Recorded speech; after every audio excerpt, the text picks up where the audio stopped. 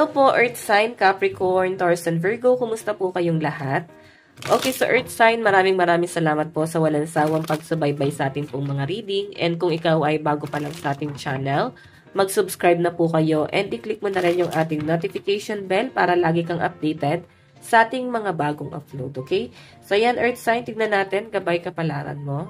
Pero bago pala tayo guys mag-start, sa mga interesado pala sa ating private reading, iiwan ko na lang po yung link ng aking Facebook sa ating pong description box below. Okay.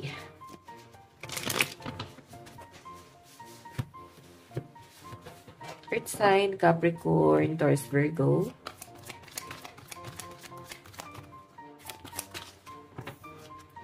Meron tayong natural disaster, risk, frustration, and survive. Okay.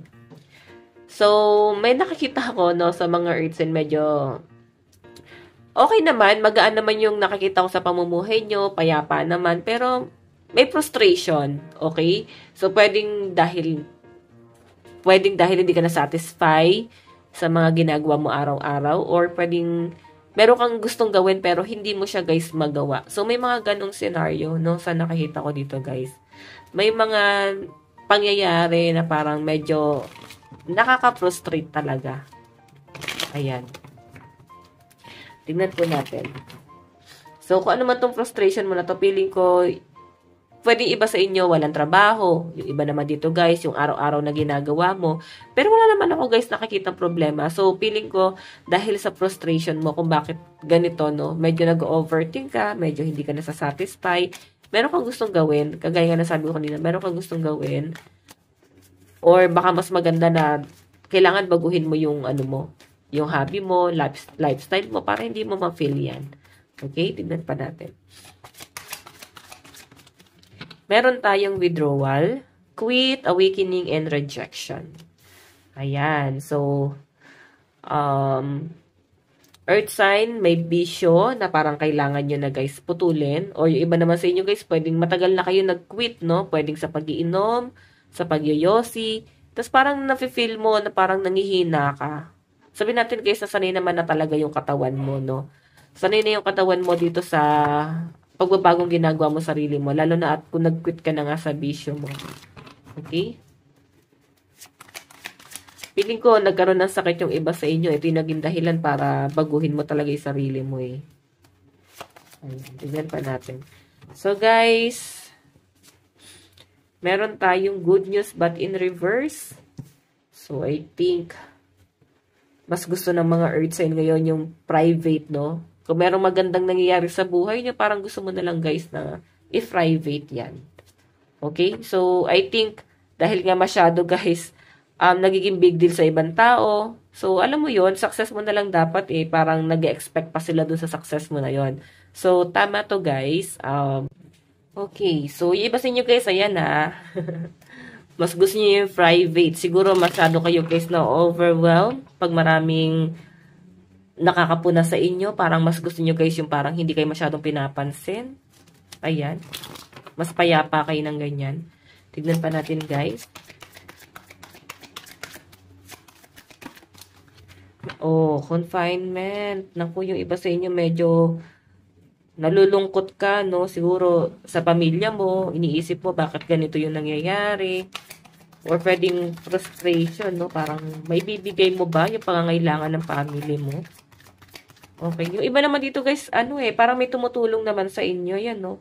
Kumbaga parang na lang to, guys, pagkakaisa na lang yung nakikita ko dyan. Pwedeng malalaki na yung mga anak mo. And baka sila na, guys, yung tumutulong sa inyo, no? Okay, sila na yung nagpo-provide sa inyo. So, parang pagkakaisa na lang to, ano ba yung may tutulong mo sa kanila? Okay, yan yung nasasagap ko dyan, guys. Okay, so, kung makita nyo, guys, meron kang kailangan paghandaan dito. Ayan. So, I think, hindi pa man din nangyayari yung problema. Parang handang-handa na kayo dyan, guys, na harapin yan. Okay, yung iba naman dito guys, siguro meron kayong lalakarin, aasikasuhin. Parang event. Siguro sa school ng mga anak nyo. Or baka pag-iipunan nyo guys, pwedeng tuition fee. Okay, so, ayan. So, wag na rin kayo guys masyado mag-worry, Earth sign. Ang nakikita ko sa inyo guys, meron naman magandang nangyayari. Ang problema, nakatingin kayo dun sa mga, ano ba yung dapat baguhin ng mga kasama mo sa bahay or dapat mong baguhin? Puro patungkol kayo sa pagbabago. So, ba't na lang natin guys i-enjoy? Okay? Ba't hindi na lang guys na gawin payapa yung isip, no? Tignan mo, yung good news dito naka-reverse. Pwedeng ano guys pwedeng merong hindi magandang nangyayari. Pwedeng taliwas sa tingin ng ibang tao na parang, ay maganda yung pagkasama nila, maayos ang pamumuhay nila. Pero hindi nila guys alam, ito yung totoong nangyayari. Okay? Sobrang ano guys, napaka-down or pwedeng sa paligid mo yan Okay? Sa loob ng tahanan guys, pwedeng masyadong negative. Or ano ba, dapat siguro guys, ilabas nyo na yung mga gamit na hindi na ginagamit, maglinis, no? Mag-cleanse sa loob ng tahanan.